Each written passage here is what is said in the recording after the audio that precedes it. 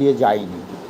তার মানে কার মধ্যে দিয়ে গেছে, কোন কোন রাজ্যের ভিতর দিয়ে গেছে সে কটা অবশ্যই জানতে হবে।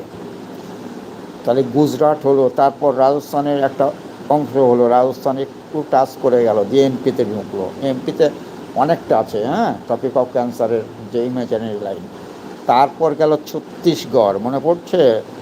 এমপি ঢুকলেই এমপি ভেঙে কিন্তু ছত্তিশগড় হয়েছে, ছত্তিশগড়। এমপি মানে ছত্তিশগড় গেল। তারপর গেল বিহার, না ঝাড়খণ্ড। ঝাড়খণ্ডের পরেই চলে গেল ওয়েস্ট বেঙ্গলে, লাইন যেতেই চলেছে ওয়েস্ট বেঙ্গল।